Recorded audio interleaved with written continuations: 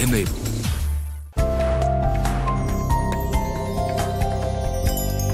The Forbes India Tycoons of Tomorrow, presented by Facebook Conversations. Real estate partner 25 South.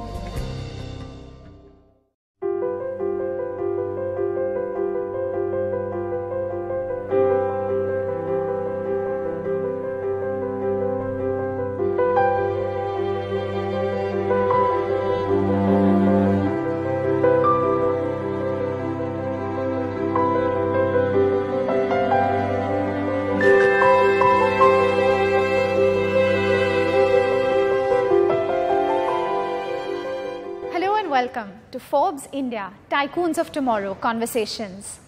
I'm Varsha Meghani and I'm at 25 South Bespoke Homes by the Bay at Prabhadevi, Mumbai in conversation with Siddharth Sacheti. So Siddharth, the Sacheti family has a long and storied history of being involved in the jewelry trade. But Jaipur Gems itself was founded in 1974 by your father. Right.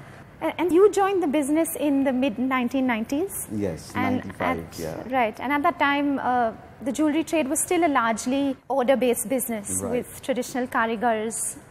You noticed flaws in that system. Yeah, what was those inefficiencies and how did you go about reversing them? I came back and I realized that I have a great design, I want to execute it, and I had to actually depend on the Babu, who had a team of 15-20 karigars under them in Zaveri Bazaar. Correct. So I would give him a design, he would translate it, and a completely different product would come out. Right? Yeah. And it was so frustrating. We made our first workshop in 99. And it was on the first floor of Dharam Palace, very small pilot just to figure out things and everything. And it worked out well because, you know, the design the way I wanted to translate, I had the people under me.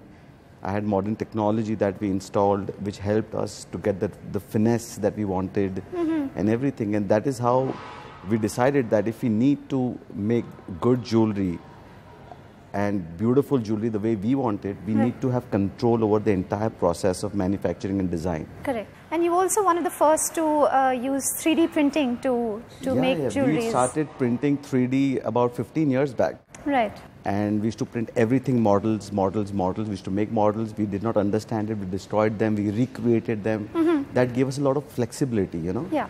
We brought the printer ourselves and then we started printing our own model. That was, I'm telling you, so exciting. I was like a child in a playground doing things with my 3D printer. It was unbelievable. And Siddharth, finally, what plans going forward? Going forward, I think we want to do a lot of pop-up shows. Okay. You know, we will do a lot of luxury pop-up shows for targeting the millennials. We want to go across the country. We want to create awareness of the brand. We want to leverage our digital success with our pop-ups. We are going international, you know, but everything is targeted towards the Indian demographic at the moment. Okay, great. Wonderful. On that note, thank you for joining us. Thank you so much, Varsha, for having me. We have with us Manish Hingar, founder and CEO of investment advisory platform, Financial Hospital. So Manish, you completed your chartered accountancy and then you started your own practice. And then 2 years later, you set up Financial Hospital, which was in 2004, as a mutual fund distribution platform. True. What was the thought process at that time? That time, the mutual fund is a market which was growing at that time. So we felt that in India there is a big space where people can find all these products under one solution rather than going with different agents. You have different agent for life insurance, you have different agent for mutual fund. Why not give all the services under one roof? That's why I thought and created Financial Hospital, where people can find all these product solutions at one basket or at one place. And you know, just looking at the investment advisory space, it's a busy space. So how do you differentiate yourself from all the companies out there? So I can say tax and wealth advisory, which we are providing in India at present. I don't see too many players in that, because in India people don't want to come into only and only for financial planning. They are very much linked all these things with their taxations part. So they want everything to be on a tax bracket or from a tax lenses, ki how much tax I can save. So they wanted to invest only to tax save, but it's a myth. So we usually, why Financial Hospital is different from others, it's because of we have the tax and wealth under one roof. Thereafter, IT-enabled softwares and solutions which we have at present. So that's a good part. Robo-advisory I can say, but on a very, very basic or initial level. I cannot say we are very much well equipped with robo-advisories, but yeah, we started on that zone even. So that's make us different from others. But yes, it's all about the advisory. So one doctor can charge 500 rupees, one doctor can charge 5,000. Right. So it's all about knowledge and their experience and something like that. Absolutely, absolutely. And so with this value proposition, how many clients have you been able to amass, and what are your assets under? If I'm talking about total touch base, 53,000 customer base we have at present today. Okay. And in that consulting or advisory, in which fee-based advisory comes into the picture, we have somewhere around 6,000 odd clientele base. Okay. In which we provide them all these advisory services, be it relating to retirement planning, relating to income taxations, or be it relating to financial planning and everything. Right, right. So in our advisory model. And in terms of assets under management, can you throw Total light on that? gross asset under management with all these sectors is somewhere around 300 crores, which we are managing at present. And final question, Manish, what advice would you give to a budding entrepreneur? For budding entrepreneurs, I can say never give up. That's a very important part. And if you are in a servicing, what I feel there are only two pillars where you can establish a big or scale your business. The first one, that is the customer. You should understand their requirement, what is on zero ground level is happening. The second part, that is the employees. So employees and customers, they have to be go on go. So if you take care of your employees, they will take care of your customers. As simple as that. Great. Well, thank you on that note. Thanks so much for joining us. Thank you so much. Thanks, Varsha. I'm in conversation with Kailesh Shah of All Time Plastics. Mr. Shah, thank you for joining us. So, Mr. Shah, the story of All Time Plastics is one of real entrepreneurial grit. Your father was a traveling salesman. He went door to door selling imported crockery across the length and breadth of India. And from that, with 20,000 in base capital, he went on to set up a trading company, which then morphed into a manufacturing company, and All Time Plastics, as we know it today, which is a 300 crore business. Tell us about that initial journey. My dad traveled a lot in terms of his early days, in terms of trading in imported crockery. And in his travels, he understood the vastness and the depth of the markets, the wholesale markets which were there in India. And this led to believe that there is a business opportunity here which he could explore. Instead of doing sales, he could do his own setup. And taking a small loan of 10,000 from his ex-boss and 10,000 from friends, he started this small trading business in stainless steel trading and some part of plastic trading at a later date. You all are largely an exports-driven business, with 75% of your sales coming from clients like IKEA, Asda, Tesco, etc. How did you manage to rope in these biggies? A lot of values which my dad had in terms of making the right quality part, respecting people in the organization as your core strength, and making products which are functionally and durable very well, that you would want to use it every day and you want to look for it. Right. I think these are some of the core things which made us very easily join these big companies, because their requirements are also such that they require that your social compliances are very well met, which we used to always do. So that was never a hitch for All Time Plastics. Definitely our strength and knowledge of our houseware industry also helped us to give some knowledge to these companies, that we could have our own brand of All Time which we sell today. And you posted a top line of 300 crores in FY18. This year we would project this year when we close, it should be around 300 crores. Last year it was 270 or something. Right. So what plans going forward, and what are the areas of growth you'll be tapping into? See, the Silvassa facility now, we've done just the last phase of our construction expansion at Silvassa. We've just completed with the additional building of around 6,000 square meters. Going forward within a year or so, this facility will be full in terms of manufacturing space requirement. Right. So we are looking for opening one more facility or more of an industrial area where we could use multiple materials. We are looking at steel as one of the materials, and metal and plastic combination, the value addition on the product proposition is better. And if export is the business, we might move out to a SEZ area near a port, put up a factory near Mundra in Gujarat. So our haulage cost and logistic cost, it helps the cost, it helps the environment. Finally, Mr. Shah, what's the one piece of advice you've received from your father which has stayed with you? I think he always says the product is the hero. Don't make any product which is not going to sustain the durability or the satisfaction of our customer. Another thing is having to say always the truth and be very ethical in business, and that we have, all three brothers are very, very sincere on that. Right. So it's very difficult for us to say something which is not correct. Right. And I think this helped us a lot in terms of the founding principles were very good. We were well grounded in terms of the basic principles that do it right the first time. And do all businesses, what you do should be in the most ethical manner, and try to do best for all the people working for you. Yeah. Thank you so much for joining us, Mr. Shah. Thank you. On that note, we'll take a short break. In the next segment, we'll hear more success stories from other such tycoons. The Forbes India Tycoons of Tomorrow, presented by Facebook Conversations. Real estate partner 25 South. Welcome back to Forbes India Tycoons of Tomorrow Conversations. I'm Varsha Meghani, and I'm at 25 South, Bespoke Homes by the Bay at Prabhadevi, Mumbai, in conversation with Jignesh Mehta, founder and managing director, Divine Solitaires. Mr. Mehta, thanks for joining us. Pleasure. Thank you. So, Mr. Mehta, you've been in the diamond business since 1998, involved in the sourcing, cutting, polishing of all manner of diamonds.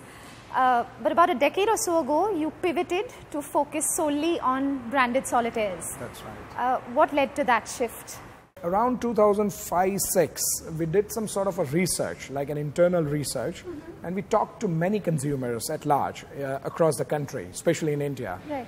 And we tried to find out what their pain points were at the time of buying a diamond. And it came out so clearly that there were a lot of pain points. Right. So although it was a product which is aspired, Yeah. I mean highly aspired, probably one of the most highly aspired product, but still consumers were confused. There was a lot of ambiguity Right. in the quality of the product, in the pricing of the product. So how did you go about addressing these issues of quality and price? Right. So what we did was we understood that diamonds are fairly non-standardized, right? So there was a problem in understanding the quality of diamond.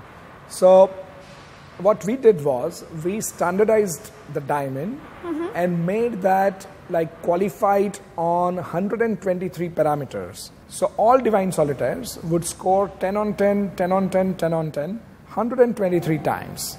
Okay. And then it passes as divine. So that solved the problem of the quality. And the pricing, we developed a price list. Now that's the first of its kind, not just in India, but in the world. Okay. And we developed a retail price list for the consumers. And that's prevalent across the country. So all the jewelers who sell Divine Solitaires, or any channel through which we sell Divine Solitaires, the consumer gets the diamond at the same price. Do you think the recent scams in the diamond industry, has that tarnished the reputation of the industry and will be a challenge to recover from that? Definitely there has been a lot of dent on the reputation Sure. of the industry. But that doesn't mean anything is wrong with the product. Person wanting to buy a diamond jewelry is still wanting to buy a diamond jewelry. Right. So until they love the product, until they aspire for the product, I think this industry is all in for very exciting times. Right. Finally, Mr. Mehta, you all clocked a growth rate of 40% last year. You also forayed into Australia. What plans going forward? I think our product holds a tremendous opportunity because it's not only just in India, but we can actually make it into a global brand. You don't have an iPhone, or you don't have a Rolex, or you don't have a Mercedes in this industry. Right. Right, and that's essentially what we are going ahead and creating. So, Great. Well, that's good luck with that. And on that note, thank you so much for joining us. It's a pleasure. I'm in conversation with Devendra Rani, founder and CEO of CoverFox, an online insurance aggregator. So Devendra, the Indian insurance market is huge, but it's largely an offline play. What were the gaps you saw that led you to set up CoverFox? In 2010, I started a technology services company. It was called Glitterbug Technologies. And the idea was to create internet-facing technology for banking and insurance guys. See, insurance guys have always been laggards in technology. But around 2007-8 is where the internet started hitting India. And they realized that their legacy technologies are not, they are not able to expose it to the outside world. That is when we started Glitterbug Technologies to serve these guys. So we would create middlewares and expose their legacy systems to the online world. Right. Right. While doing this is where we realized that there is so much in technology that can be done, that the space is getting ready for disruption. The idea was CoverFox was let's make insurance cool. Let's use technology. Let's use cool product to display information so that you understand it in a way where you understand, you take interest in understanding. Right. So that's how we started CoverFox. What were some of the early challenges? Today, if you start an e-commerce portal, you'll largely know what technology stack to choose from, what kind of people you want, what kind of operations you want. For us, it was pretty much new. Everything was new. The other challenges was fundraising, right? When we went to the VCs, nobody understood insurance. And we knew that insurance is going to be one of those places which will definitely go up, but it will require a lot of money. And Devendra, you all raised $22 million in funding, Series C round of funding from IFC a few months ago. Yes. How do you plan to use the funds? It's largely going to be around scaling the platform. There are a lot of positions that would like to fill in the team. I think that is it will give us a free hand to fill those positions. Right. At the same time, the Cover Drive platform is something that we want to push a lot more. Definitely we'll use the money to expand there too. Right. So the focus right now is scale over profitability. How are you looking at your growth plans? Fortunately, we are in a regulated sector where the margins are fixed by the government. Right. And we don't have to give cashbacks. Yeah. Right. So on a lot of our portfolios, we are already profitable. Currently, the kind of scale that we are receiving is huge. Right. And I think 2-3 years from now, I think pretty much all our portfolios will become profitable. Finally, Devendra, what advice would you give to a budding entrepreneur? I think keep on it.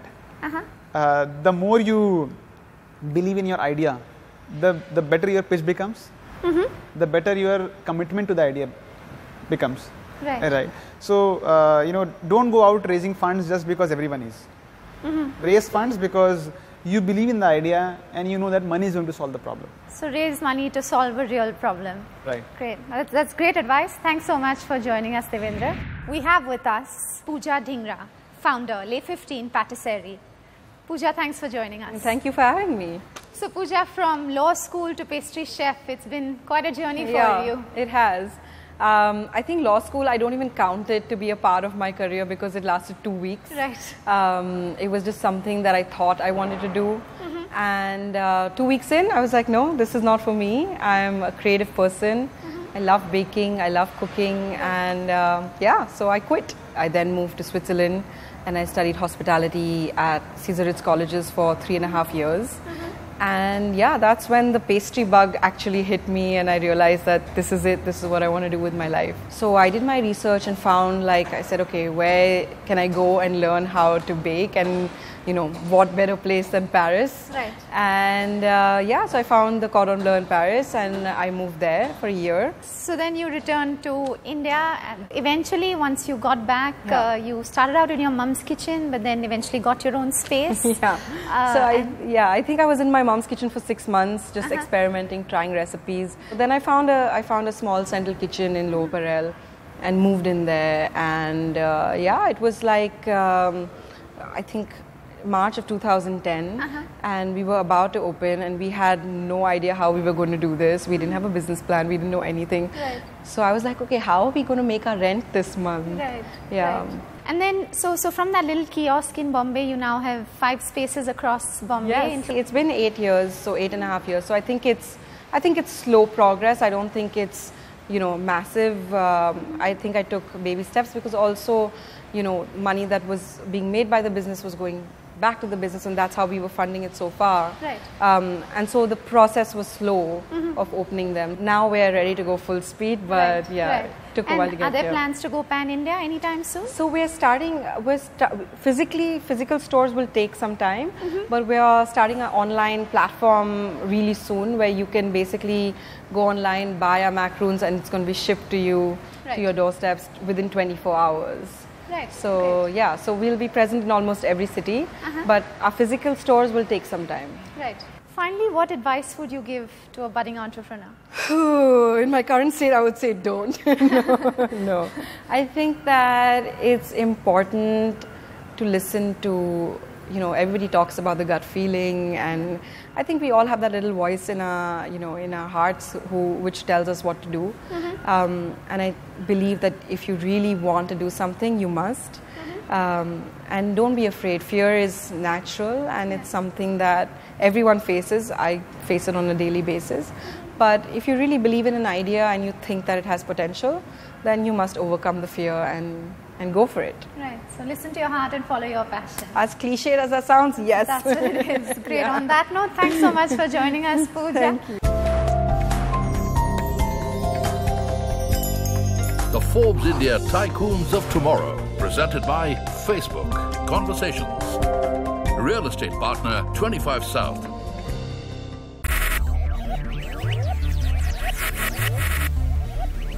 Focus. Ideate. Innovate. Enable.